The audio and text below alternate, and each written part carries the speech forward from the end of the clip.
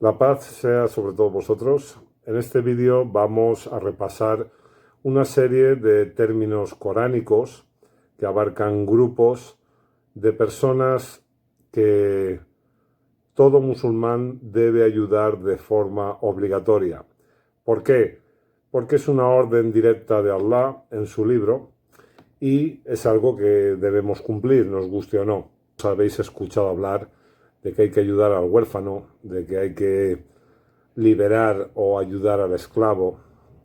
Pero claro, ¿cómo se come esto en una sociedad, por ejemplo, una persona que vive en Inglaterra o vive aquí en España o en algún lugar de Europa o en cualquier sitio del mundo donde no exista la esclavitud tal como se entiende en la tradición y en los hadices?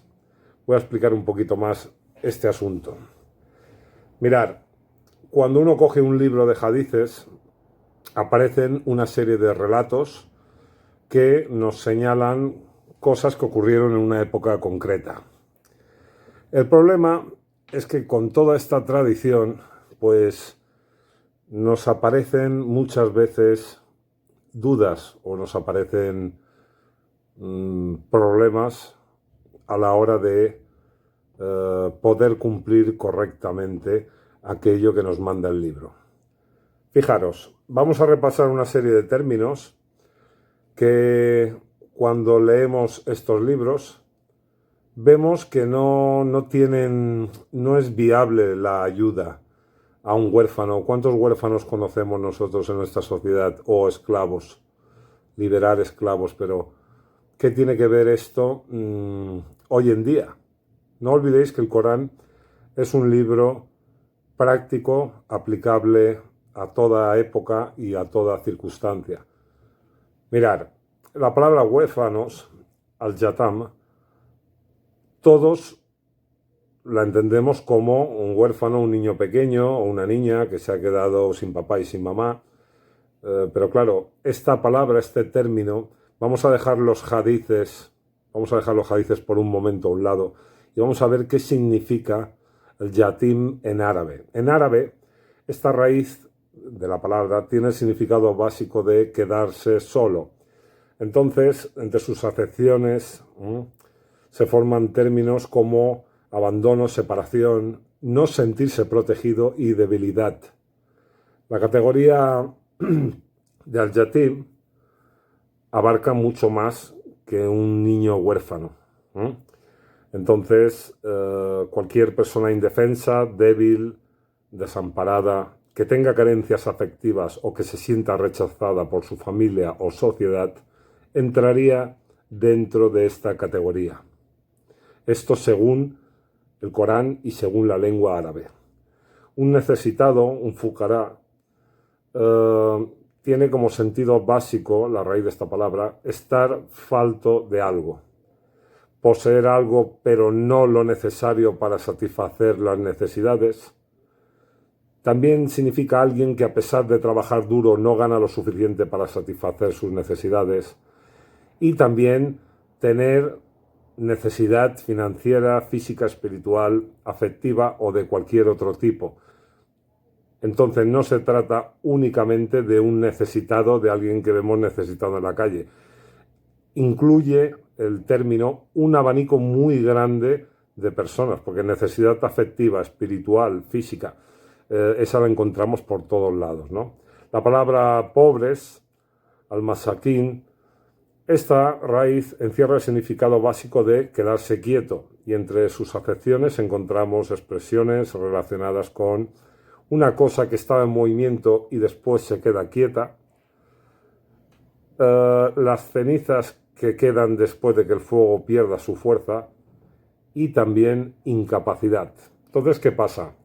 Que el masakin no se limita a describir solo a los pobres, ya que engloba a toda persona que por algún motivo pasa por una situación de dificultad que le impide llevar una vida digna.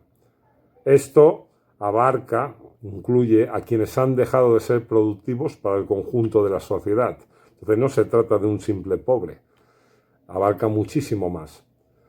Quienes piden o mendigan, al-sailina, Al-Sailin, este término se construye a partir de una raíz cuyo significado básico es preguntar.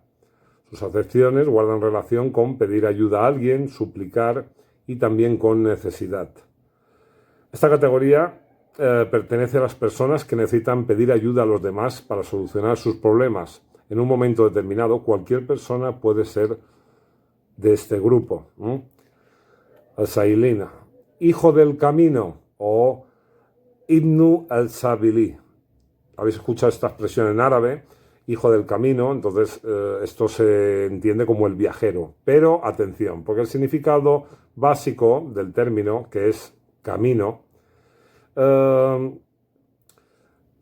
nos debemos de fijar en el contexto donde aparece esta palabra, porque nos indica muchas veces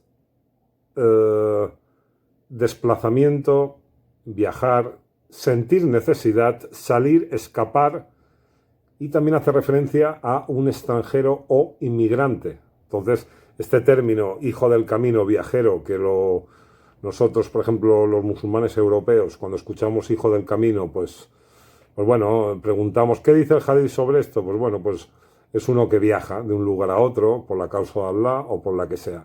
Pues no guarda esto una relación con nosotros.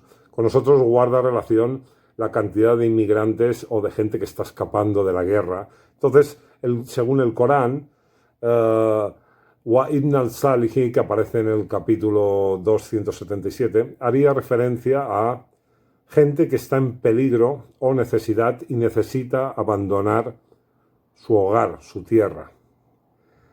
Aquí el término esclavos, al-Rikab. Esta palabra, esta raíz que forma el término, significa tener bajo control. Entre sus acepciones encontramos expresiones como inmovilizar, estar atrapado o estar sometido a circunstancias adversas. Fijaros que el término cuello en árabe también es una de sus acepciones de esta raíz, pues esa parte del cuerpo permite inmovilizar a los presos para que no se escapen. Al-Rikab no hace referencia únicamente a liberar esclavos, pues todas las personas que sufren algún tipo de injusticia, abuso o sometimiento que les impide ejercer sus derechos pertenecen a esta categoría.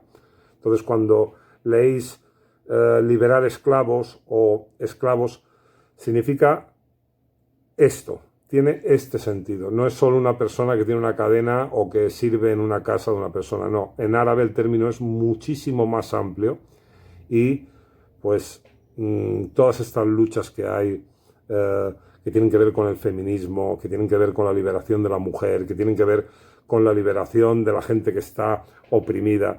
Todas estas historias quedan englobadas aquí, en este término. Es algo que debemos tener muy en cuenta porque cuando leemos o estudiamos los libros de hadices, nos hacemos una idea de, digamos, una ayuda que es impracticable, o sea, porque, como hemos dicho antes, ¿dónde encuentras huérfanos para ayudar a huérfanos? ¿Dónde encuentras esclavos? No hay que cerrarse en el sentido que nos manda el hadith, siempre hay que ir al Corán, porque el Corán nos da una apertura y el Corán, al ser la palabra de Allah subhanahu wa ta'ala, que Allah protege hasta el final de los tiempos, justo allí es donde vais a encontrar una lógica, una razón y el porqué de todas las cosas. El por qué Allah subhanahu wa ta'ala ha utilizado estos términos y no ha utilizado otros. Estos términos, como os digo, en árabe tienen una apertura tan grande, forman un abanico muy extenso de una gran cantidad de personas y de perfiles distintos. No un simple niño que no tiene papá ni mamá o una persona que vive encadenada o sirve en una casa. Esto era una pequeña reflexión que os quería hacer. Volvamos al Corán, centrémonos en el Corán y busquemos qué significan las palabras del Corán. Vais a ver, como mucha gente os dice, no, es que no se puede entender el Corán sin el hadith. Esto no es cierto, El Corán se contesta a sí mismo. El Corán es un libro independiente que está por encima de cualquier otro. Si una persona quiere coger hadices, son muy bonitos, hay hadices que son muy válidos, pero tienen que estar en línea con el Corán. Y por supuesto, la información que el Corán nos ofrece es muy superior a cualquier opinión de cualquier sabio, de cualquier escuela. Que no os vengan, como siempre os digo, engañando en que vosotros no tenéis la capacidad para interpretar el Corán, hay que ser un sabio, uno tiene que haber estudiado en una universidad islámica. Todo esto son tonterías. El lenguaje del Corán, aunque parezca difícil, es muy simple, se repiten muchísimo las palabras del Corán para que a cualquier ser humano, incluso a un niño pequeño, le quede claro las órdenes de Allah. Esto era todo. Un saludo y que la paz sea sobre todos vosotros.